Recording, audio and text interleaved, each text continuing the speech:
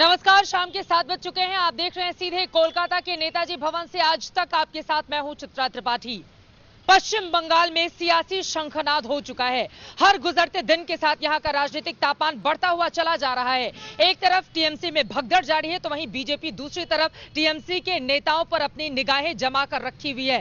कुल मिलाकर इस बार पश्चिम बंगाल का चुनाव बेहद दिलचस्प होने जा रहा है। 294 सीट को लेकर अपने अपने दावे, अपने अपने वादे, लेकिन ग्राउंड जीरो पर जाकर आज जब हमने जनता से सीधा सवाल पूछा तो उसका जवाब क्या मिला है, जनता यहां पर किसके पक्ष में करने वाली है शंखनाद, यह आपको आगे दिखाएंगे। लेकिन शुरुआत कर लेते हैं सबसे बड़ी खबर के साथ। आपको बता दें, पश्चिम बंगाल में जिस तरह से सियासी हिंसा का दौर जारी है, उसने न सिर्फ यहां के लोगों बल्कि चुनाव आयोग की भी परेशानी को बढ़ाने का काम किया है। ऐसे में चुनाव आयोग की क्या है तैयारी, इसको लेकर क्या है एक्शन प्लान, सबसे पहले यह रिपोर्ट देखिए।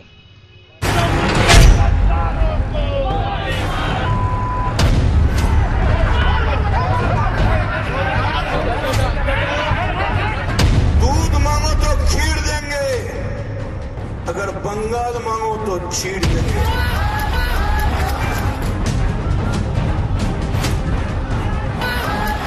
टीएमसी मौत तेरी मंजिल है, दूसरा कोई रास्ता ही नहीं।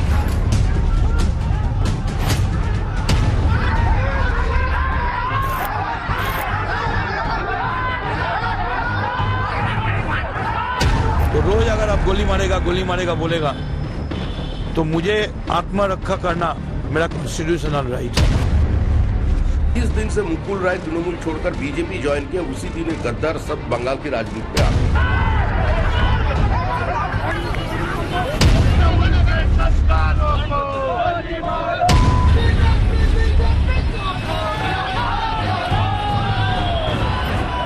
बीजेपी दंगाबाज लुटेराबाज, बीजेपी बंगला छोड़ो।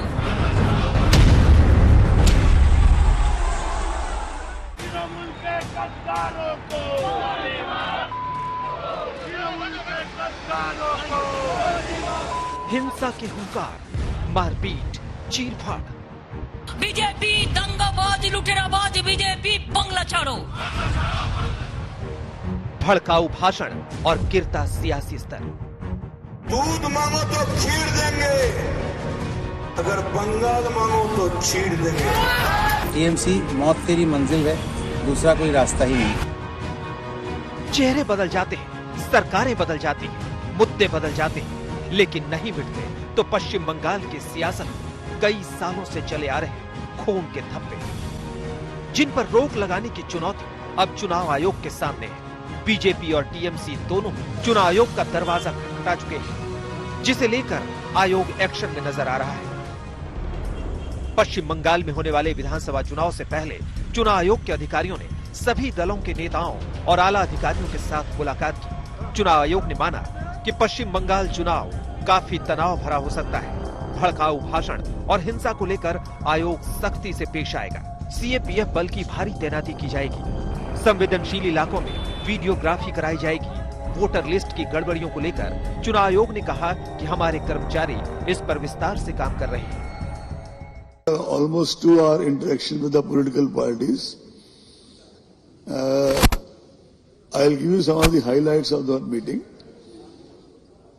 Most political parties showed concerns of law and order situation. They spoke of high voltage electioneering, which can become violent and threaten to vitiate the electoral process.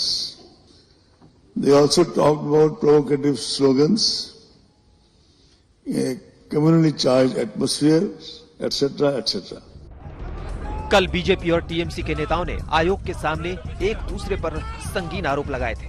BJP ने टीएमसी पर Rohingya मुसलमानों को voter list में शामिल कराने का आरोप लगाया, तो टीएमसी ने बीजेपी पर बीएसएफ जैसी केंद्र सरकार की एजेंसियों के जरिए लोगों को डराने की बात कही। बीजेपी ने टीएमसी पर लगातार हिंसा कराने का आरोप लगाते हुए चुनाव से 15 दिन पहले सीआरपीएफ की तैनाती का आरोप लगाया, तो वहीं टीएमसी ने बीजेपी के भड़काऊ भाषण पर सवाल खड़े किए। बीजेपी ने संवेदनशील बूथ की लाइव टेलीकास्ट की मांग की, तो वहीं टीएमसी ने बीजेपी के सांप्रदायिक भाषणों पर रोक लगाने की बात कही। बीएसएफ को और सेंट्रल एजेंसी को काम में लगा के इलेक्शन के समय ये माहौल को खराब ना करें। और दूसरी है जो ये आज जो चल रहा है, ये गोली मारो, ये करो, वो करो, ये सब प्रोवोकेशन है और एक हमारे समाज को बांटने का एक कोशिश जो बीजेपी कर रही है, उसके खिलाफ हमने उनके दृष्टि आकर्षण किया। पूरा देश में 542 सीट में लोकसभा का चुनाव हुआ, कहीं कुछ गड़बड़ नहीं हुआ, लेकिन बंगाल में 42 के 42 सीट में ही गड़बड़ हुआ, गोली चली और चुनाव आते ही यहाँ के लोग पूछते हैं कि हम वोट डाल पाएंगे या नहीं। क्यों इस प्रकार संशय मन में आता है?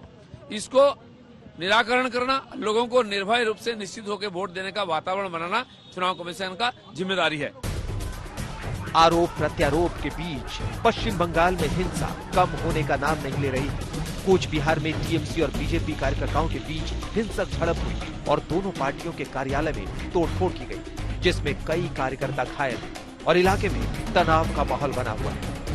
पश्चिम बंगाल चुनाव की तारीखों का अभी तक ऐलान नहीं हुआ, लेकिन सड़कों और मंचों से चुनावी अग्निपथ खून से लथपथ है।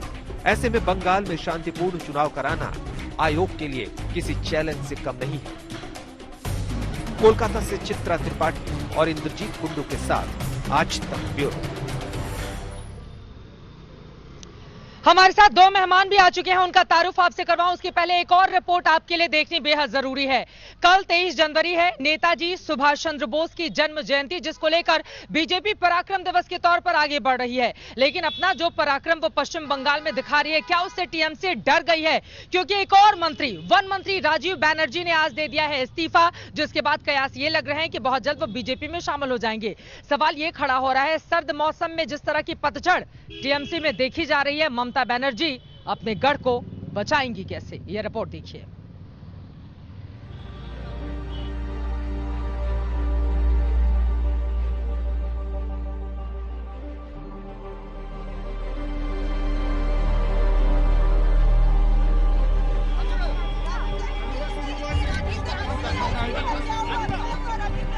आंखों में आंसू और रुधा हुआ गला, मंत्री पद से इस्तीफा देकर राजीव बनर्जी जब राजभवन से बाहर निकले तो उनके इस हाल ने टीएमसी में जारी घमासान का सूरत हाल बयां कर दिया।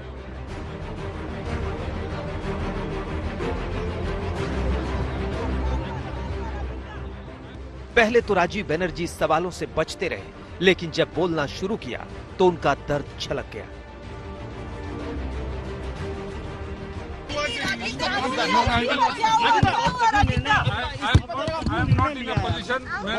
मुझे पता है बहुत कठिन इस्तीफा देने का मन नहीं कर रहा था, बहुत कठिन निर्णय लिया। कैसे ये लिया, क्या क्या वजह रही जो ये कठिन निर्णय लिया आपने? मैंने जो बोलना है ऑलरेडी मैं बोल चुका हूँ, आप लोग इसको ट्रांसलेट कर सकते हैं। मैं उतना हिंदी अच्छा नहीं बोल पाता हूँ। मैंने बहुत दिन से मैंने देखा है, मैंने कोई चीज मुझे हजम नहीं हुआ है, मुझे कुछ दुख मिला है और मैंने आज ये सिद्धांत लिया है। राजीव बनर्जी ने नाम तो किसी का नहीं लिया, लेकिन इशारों में ये बता दिया कि आखिर टीएमसी में बागियों की संख्या दिनों दिन क्यों बढ़ती जा रही है।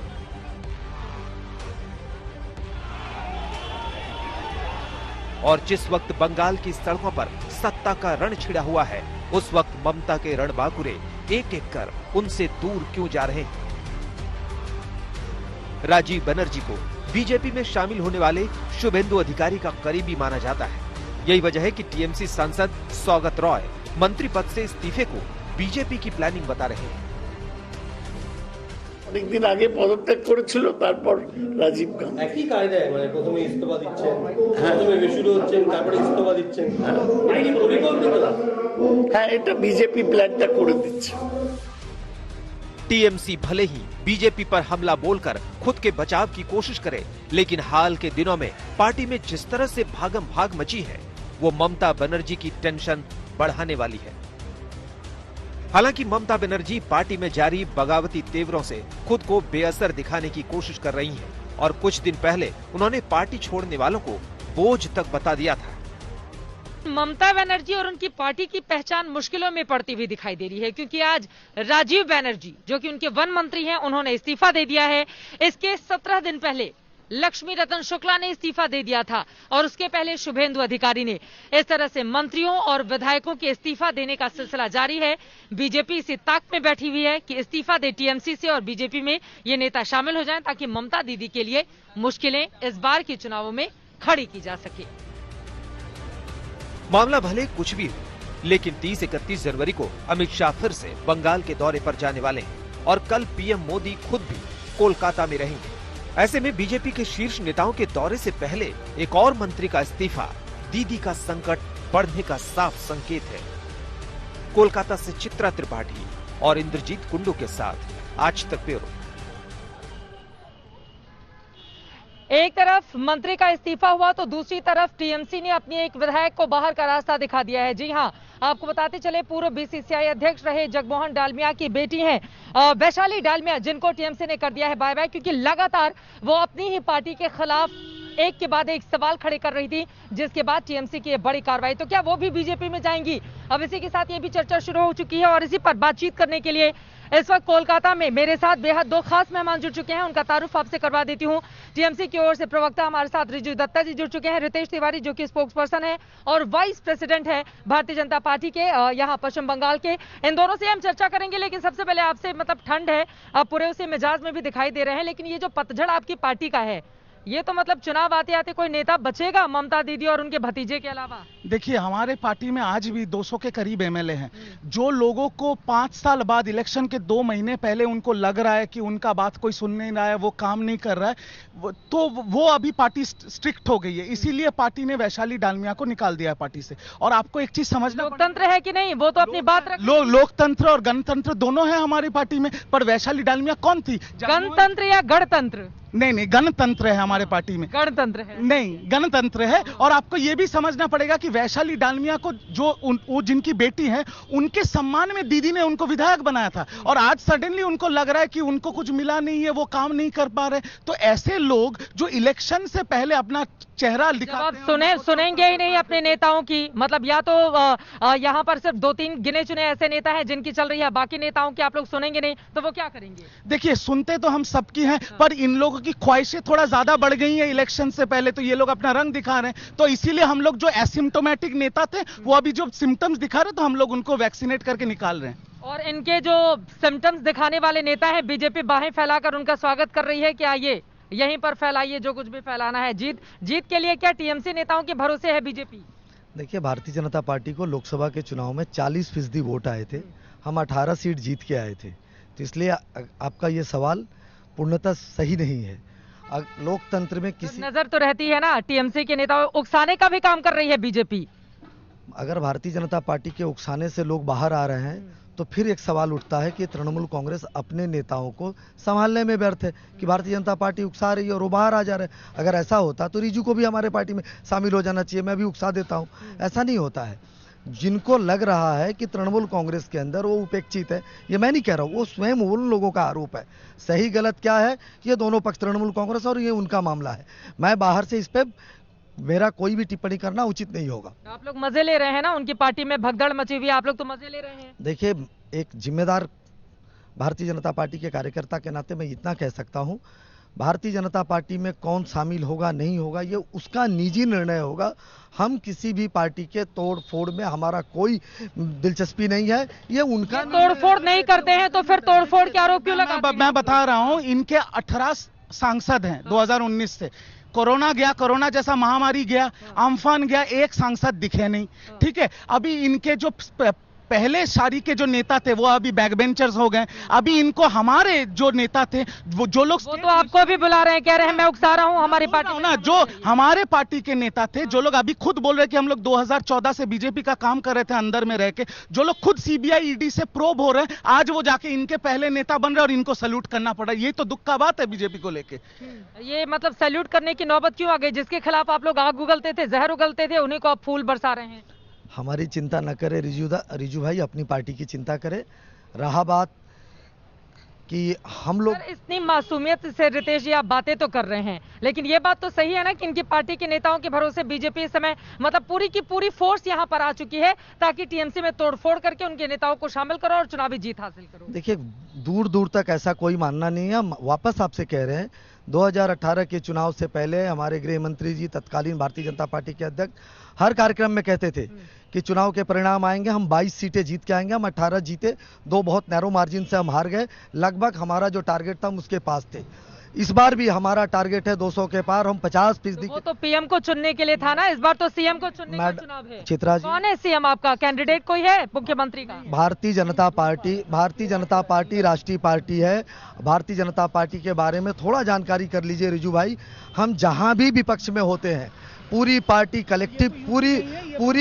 पार्टी कलेक्टिव लीडरशिप के साथ लड़ती है। चुनाव परिणाम आने के बाद पार्टी का पार्लियामेंट्री बोर्ड विधायकों से बातचीत करके नेता चुनता है। एक भी प्रदेश दिखा दीजिए जहां भारतीय जनता पार्टी चुन के उनके नेताओं को शामिल करा रहे हैं। आप कह रहे हैं कि पार्लियामेंट्री बोर्ड। चित्रा जी, जवाब पूरा कर लीजिए। एक भी प्रदेश बता दीजिए। उत्तर प्रदेश का इन्होंने जिक्र किया, मैं उत्तर प्रदेश का ही बात करता हूं। क्या उत्तर प्रदेश में चुनाव से पहले 2017 में हमने योगी जी का नाम आगे किया था? नहीं किया था। पूरी पार्टी यूनाइटेड। तो सच है, ये बात तो सच है। ये तो मोदी जी के नाम पर जीत रहे हैं ना। तो हम तो वही से तो आप लोग को दिक्कत है। तो एक बात बता रहे हैं, अगर मोदी जी मैजिक अगर बंगाल में चल रहा होता ना, तो एक 65 साल की औरत के सामने सिर्फ 42 लोकसभा आसन के लिए मोदी जी और अमित शाह जी को 32 बार आना नहीं पड़ता बंगाल में। ये पहला बात। वो लोग मेहनत करते हैं चुनाव जीतने के लिए, वो मेहनत करते हैं। आपको क्या दिक्कत? कितना मेहनत कर, यहाँ आके बस जाए ना, कौन मना कर रहा है? बट बात यह है कि जब आपके पास कोई सीएम कैंडिडेट नहीं है, आपके अंदर में 13 सीएम तो कैंडिडेट है, एक सीएम कैंडिडेट नहीं। ममता बनर्जी ने डिक्लेयर कर दिया वो नंदीग्राम से खड़ी हो रही, उनके अगेंस्ट में शुभेंदु जी जा तो रहे हैं नंदीग्राम। कौन बोला? शुभेंदु अधिकारी जा ऑफिशियल डिक्लेयर कह रहे हैं 50,000 से हरा देंगे ममता बनर्जी। अरे शुभेंदु अधिकारी स्टेज में अभी इतने प्रेशर में है ना, इंसेंटिवाइज्ड है, अभी बहुत कुछ बोलेंगे। वो ओपनली उनका पार्टी डिक्लेयर कर दे, वो खड़े हो रहे। पार्टी क्यों नहीं डिक्लेयर कर रहा है ऑफिशियली कि शुभेंदु अधिकारी कैंडिडेट है ममता बनर्जी के सामने? ये तो नहीं किया बीजेपी, ये तो नहीं किया, ना ही सीएम कैंडिडेट डिक्लेयर। वो तो दम तो अब शुभेंदु अधिकारी शामिल हुए हैं तो बीजेपी डिक्लेयर कर देगी, कहां से उतारेगी? तो करे ना, क्यों नहीं करे? दीदी ने तो क्यों नहीं कर रही है? क्यों नहीं कर रही है ममता बनर्जी के खिलाफ? यही तो आरोप है। हमारी पार्टी लोकतांत्रिक पार्टी, एक सिस्टम में चलती है। ये कोई बुआ भतीजे का पार्टी तो है नहीं कि हम खुद कोई भी नेता जाए मंच से घोषणा कर दे।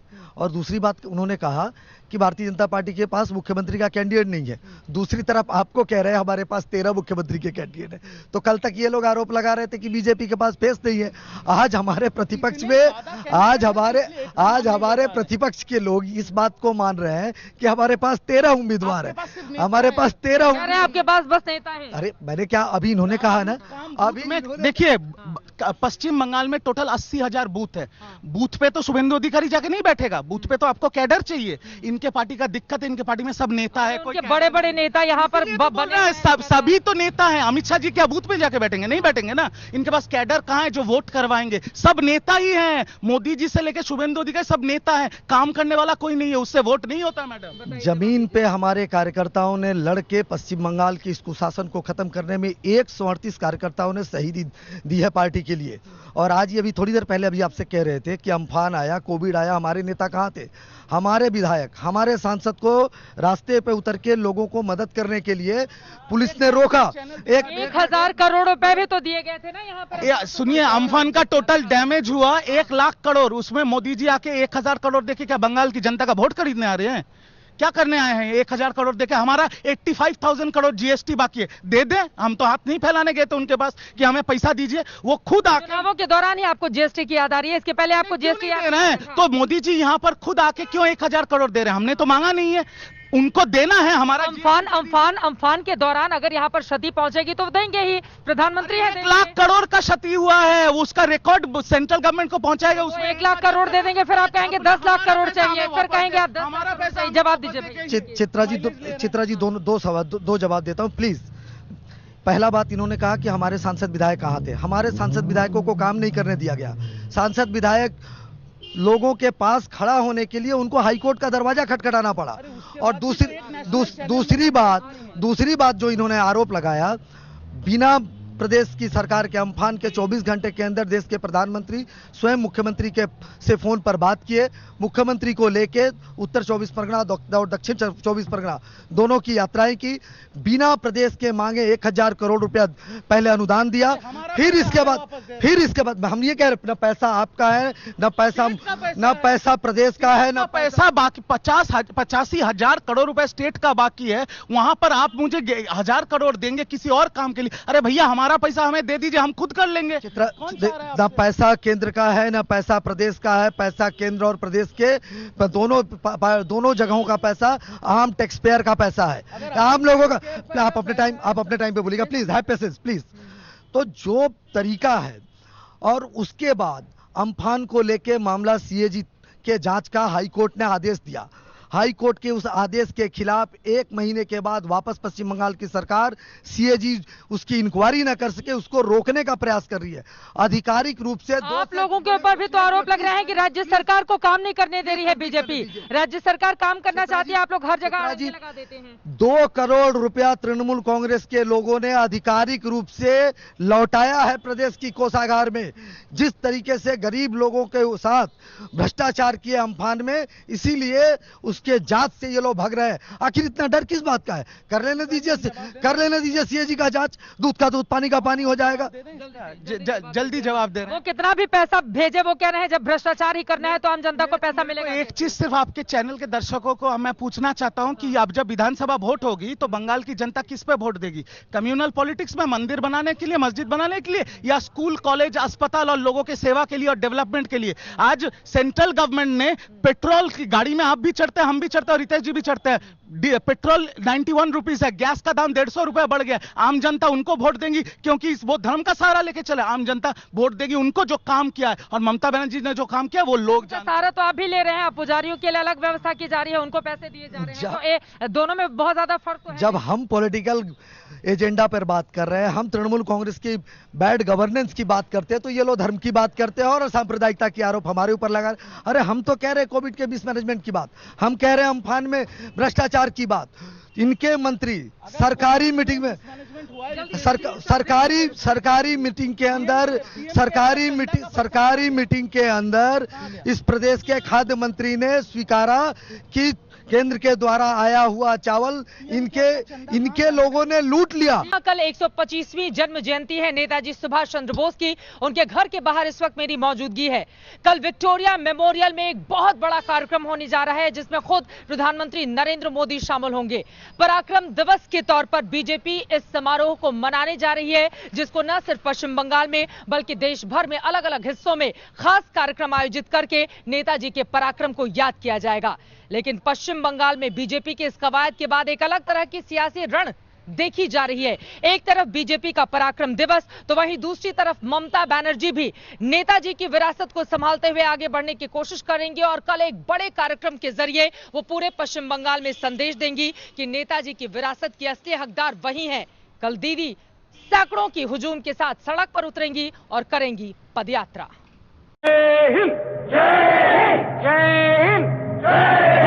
नेताजी जिंदाबाद, नेताजी जिंदाबाद।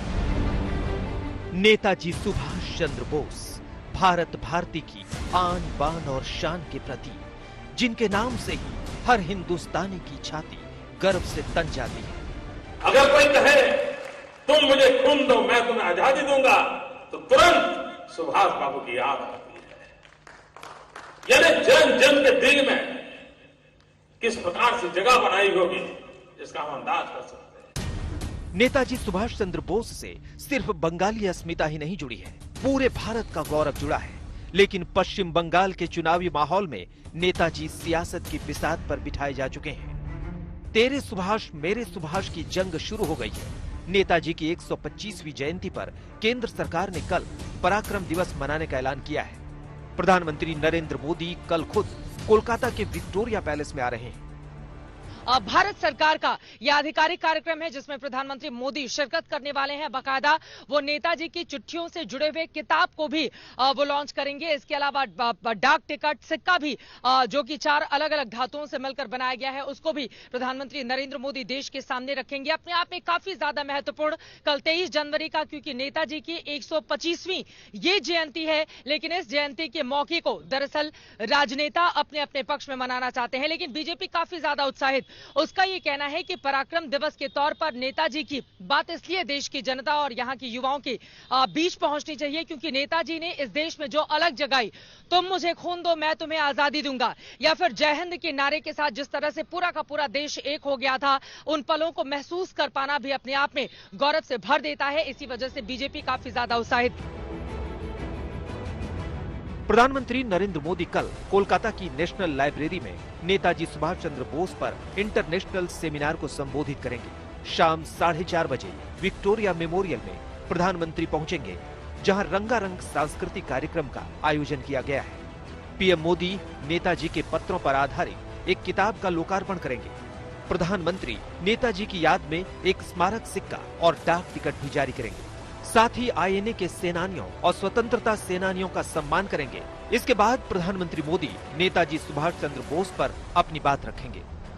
मुझे प्रसन्नता है कि एक भारत श्रेष्ठ भारत के मार्ग पर चलते हुए हम सभी नेताजी की भावनाओं के अनुरूप आगे बढ़ने का प्रयास कर रहे हैं। परिवार से हम लोग जाएंगे विक्टोरिया मेमोरियल में। जो कार्यक्रम हो रहे हैं बहुत अच्छी बात है।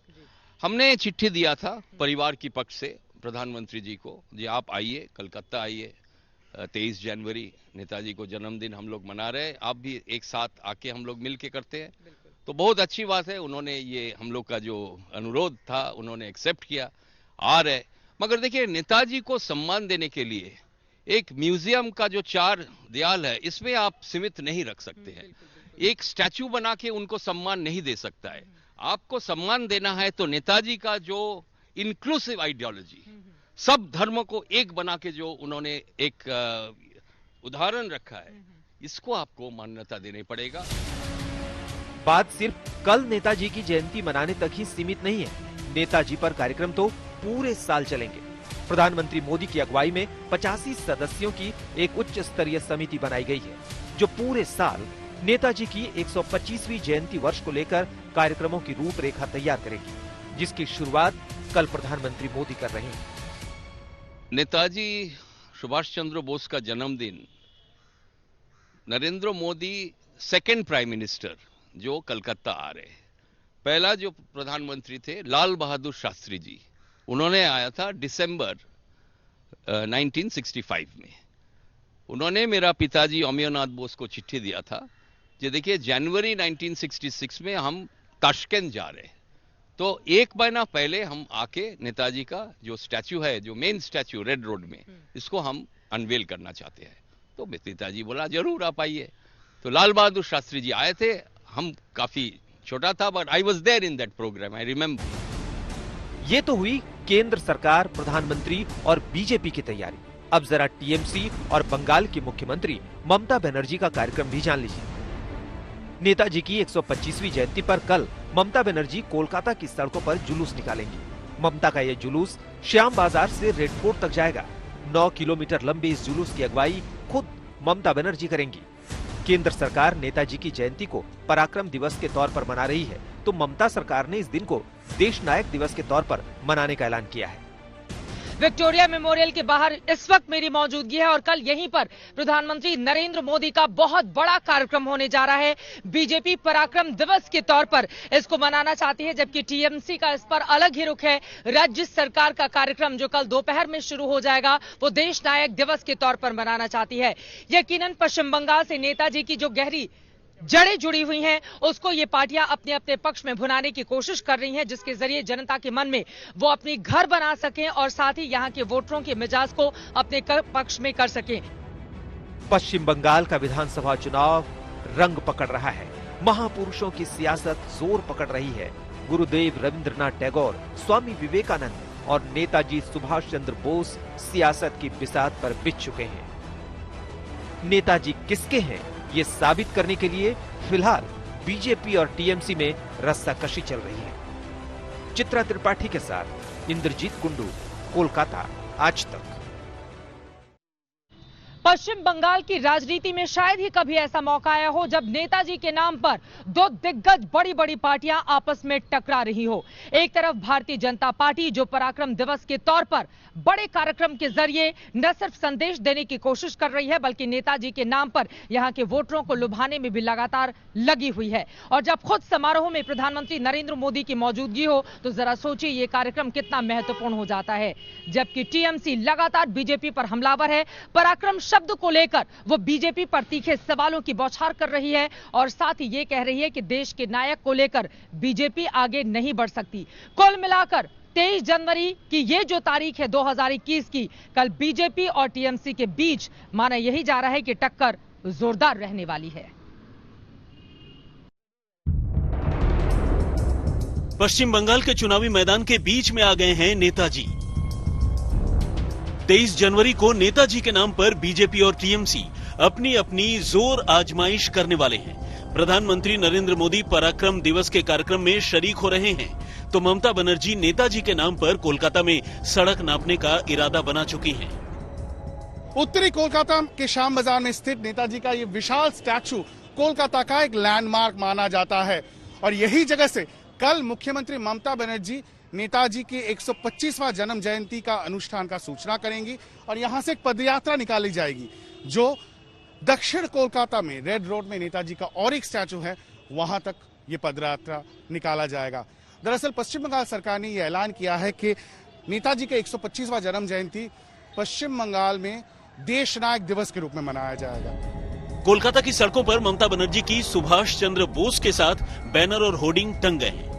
हम इस वक्त कोलकाता शहर की चौरंगी असेंबली कंस्टिट्यूएंसी में खड़े हैं और ये वो जगह है जहां से शनिवार को 23 जनवरी को ममता बनर्जी की परेड गुजरेगी। एक 6 किलोमीटर का परेड होगा जो नेताजी सुभाष चंद्र बोस को ट्रिब्यूट देगा उनकी 125वीं बर्थ एनिवर्सरी पर। यह परेड शुरू होगा श्याम बाजार के नेताजी स्टैचू से और 6 किलोमीटर पार करते हुए पहुंचेगा रेड रोड के नेताजी स्टैचू तक। आप देख सकते हैं मेरे पीछे।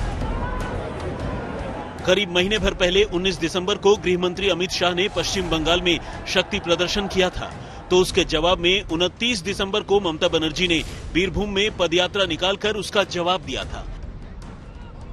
अब ममता बनर्जी कल नेताजी की जयंती पर प्रधानमंत्री मोदी के कार्यक्रम का जवाब देने की तैयारियों में जुटी हैं। आपको बता दें कालीघाट का ये पूरा का पूरा इलाका है और यहाँ पर काफी ज्यादा भीड़ होती है। बिल्कुल पास में ही ममता बनर्जी का गढ़ है, उनका घर है, कालीघाट में ही वो रहती हैं और बिल्कुल साधारण तरीके से न सिर्फ वो उस साधारण परिवार से आती हैं बल्कि उन्होंने पूरा जीवन भी उसी तरह से निभाया। लेकिन सबसे बड़ा सवाल यही है कि अब की बार जिस तरह की बड़ी और कड़ी चुनौती बीजेपी दे रही है, अब महापुरुषों के नाम पर भी जिसको लेकर ममता बनर्जी और उनकी पार्टी में अलग तरह की बेचैनी देखने को मिल रही है, इस पर क्या होगा आगे रहेगी आज तक की नजर। नेताजी की जयंती पर उन्हें अपना बनाने के लिए बीजेपी और टीएमसी में खींचतान चल रही है। ममता बनर्जी ने केंद्र सरकार से नेताजी की जयंती पर राष्ट्रीय अवकाश घोषित करने की मांग की है। टीएमसी को केंद्र का पराक्रम दिवस वाले कार्यक्रम का नाम भी रास नहीं आ रहा है। मुख्यमंत्री ममता बनर्जी ने केंद्र को सलाह दी है कि पराक्रम की जगह देश प्रेम या देश नायक दिवस मनाना ही ठीक होगा। देशनायक दिवस इसे देशप्रेम दिवस और देशनायक दिवस इससे गुड वर्ड। बीजेपी और टीएमसी दोनों ही नेताजी के नाम को भुनाने में जुटी हैं, लेकिन ममता बनर्जी कहती हैं कि बीजेपी को नेताजी सिर्फ चुनावों के वक्त ही याद आते हैं। पहले तो नेताजी का नाम मालूम ही नहीं था उनका, उन लोगों का। पहले तो बोला था सब फाइल देंगे, उसका बाद तो आधा दिया आधा नहीं दिया। चुनाव आते हैं तो बंगाल को नाम याद आता है, चुनाव चला जाता है तो बंगाल को भूल जाता है, मैंने बांग्ला बोलते पड़े ना, बोले बंगाल। दरअसल इस विधानसभा चुनाव में ममता बनर्जी के सामने अपना गढ़ बचाने की चुनौती है। बीजेपी न सिर्फ उनकी पार्टी में सेंधमारी करने में जुटी है बल्कि पश्चिम बंगाल के विभूतियों पर उसकी नजर है। अभी जोड़ तोड़ नेताजी सुभाष चंद्र बोस के नाम पर चल रही है। मुकाबला बहुत ही बराबर का है। किसमें? टीएमसी बीजेपी में? दोनों। और ये कांग्रेस और लेफ्ट कहाँ है? कोई नहीं है, ये लोग नहीं, केवल यही दोनों पार्टियां। बदलाव होना चाहिए और ये टीएमसी के सरकार से। अब ये बीजेपी की सरकार मिलनी चाहिए, क्योंकि बीजेपी पूरे देश में अच्छे से। नेताजी जो है हम लोग का फ्रीडम फाइटर है, हम लोग का दिल में वो जगह है नेताजी के लिए। हम नेताजी के लिए हम भी वो जैसे देश के लिए कुछ करा है हम भी करना चाहते हैं, लेकिन वो सब लेके जो आदमी लोग उसको एक तो सिंपैथी में लेके चला है, ये अच्छा नहीं है। बंगाल विजय प्रधानमंत्री नरेंद्र मोदी और बीजेपी का बहुत पुराना सपना है, जिसकी तरफ बीजेपी सधे कदमों से आगे बढ़ रही है, तो टीएमसी भी सावधान है। नेताजी के नाम पर वो बीजेपी को सियासी रोटी सेकने का मौका नहीं देना चाहती। নন্দীগ্রামে দাঁড়াতে হবে আর এখন থেকে প্রাক্তন এমএলএ প্রাক্তন মুখ্যমন্ত্রীর লেটার হেড পেড ছাপিয়ে রাখতে হবে। লড়তে আমি জানি, সঙ্গে আছেন তো? আছেন তো? জিতবো আমরা, জিতবো আমরা। মমতা ব্যানার্জি হারবে হারবে হারবে হারবে। नेताजी के नाम पर भावनाओं को भुनाने में बीजेपी कोई कोर कसर नहीं छोड़ रही है, तो वहीं ममता बनर्जी ब्रिगेड भी पीछे नहीं है। ममता सरकार 23 जनवरी 2014 से सुभाष उत्सव मना रही है। बहरहाल नेताजी पर बीजेपी और टीएमसी की सियासी टक्कर कल होने जा रही है। नाम नेताजी का है, लेकिन जोर शक्ति प्रदर्शन पर ही होने वाला है। चित्रा त्रिपाठी और पोलोमी साहा के साथ इंद्रजीत कुंडू, कोलकाता, आज तक। नेताजी की जन्म जयंती पर राजनीति एक तरफ, राजनीतिक टक्कर दूसरी तरफ, राजनेताओं के अपने अपने वादे तीसरी तरफ, लेकिन इन सब के बीच सबसे ज्यादा महत्वपूर्ण हो जाता है कि इस जन्म जयंती को लेकर क्या सोचता है नेताजी सुभाष चंद्र बोस का परिवार। इसी मुद्दे पर मैंने बातचीत की है नेताजी के पौत्र सीके बोस से। सुनिए उनकी ओर से क्या मिला है जवाब। पश्चिम बंगाल में चुनावों की जंग जारी है, तो दूसरी तरफ महापुरुष किसके, इसको लेकर भी एक अलग तरह की राजनीति चल रही है। लेकिन इन सब के बीच पराक्रम दिवस या देश नायक दिवस किस तरह से उनका परिवार देख रहा है, इसी पर बातचीत करने के लिए बेहद खास मेहमान आज तक पर इस वक्त हमारे साथ जुड़ चुके हैं नेताजी सुभाष चंद्र बोस के पौत्र चंद्र बोस साहब। बहुत स्वागत है आपका आज तक पर। और अभी ये पराक्रम दिवस या देश नायक दिवस परिवार कैसे देख रहा है? देखिए, परिवार की पक्ष से हम लोग तो स्वागत किया है, ये पराक्रम दिवस पालन कर जा रहे हैं, मगर देश की जनता, साधारण नागरिक जो है काफी सालों से ये देश प्रेम दिवस व पेट्रियट्स डे पालन कर रहे हैं। सरकार की पक्ष से इसका समर्थन नहीं मिला है अब तक। तो जनरली जो बात है, देश प्रेम दिवस बंगाल और ईस्टर्न इंडिया में लोग इससे सहमत है, मगर पराक्रम दिवस भी सही है, कारण एक ब्रेवरी का और वैलर का बात हो रहे, मगर नेताजी को सम्मान देने के लिए कुछ अलग तरीका होना चाहिए। क्या अलग तरीका होना चाहिए? परिवार की क्या सोच है? देखिए, सुभाष चंद्र बोस वो लिबरेटर ऑफ इंडिया था। आजादी का जो लड़ाई 1857 से शुरुआत हुआ था, ये सिपाही विद्रोह जो हुआ था, मंगल पांडे का आंदोलन, उसके बाद काफी लोग, शहीद भगत सिंह, खुदीराम बोस, बिनोय बादल दिनेश बलिदान दे चुका था। गांधी जी का अहिंसा आंदोलन भी साथ साथ जुड़े हुए थे। मगर जो फाइनल लड़ाई है, शेष लड़ाई आजादी का है, ये आजाद हिंद फौज की लड़ाई है, और इनका नेतृत्व दिया था नेताजी सुभाष चंद्र बोस। उनका जो चिंता था, चिंताधारा था, उनका जो आइडियोलॉजी था, वो आज आजाद भारत में बहुत रेलेवेंट है। वो क्या था? देखिए, आजाद हिंद फौज उन्होंने गठन किया था, 60,000 सैनिक था। तो ये 60,000 सैनिक कौन था?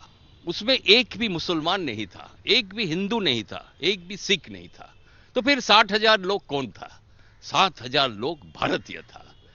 तो नेताजी ने सब धर्म, सब जात को एक करके भारतीय बोल के प्रतिष्ठित किया था। ये आज ये जो मुद्दा है, ये बहुत जरूरी है आज भारत के लिए। नहीं तो ये आप किस पार्टी को बताना चाह रहे हैं? मतलब बीजेपी या फिर टीएमसी, सभी लोगों को साथ में लेकर चलने की बात आपने कहा कि भारतीय 60,000 की एक बहुत बड़ी सेना बनाई थी और उन्होंने जय हिंद के नारे के साथ हिंदुस्तान का इकबाल बुलंद किया था। किसको मैसेज देना चाहता है परिवार, बीजेपी को या टीएमसी को? देखिए, सुभाष चंद्र बोस राजनीतिक नेता थे, मगर वो राजनीति का ऊपर थे, काफी ऊपर थे।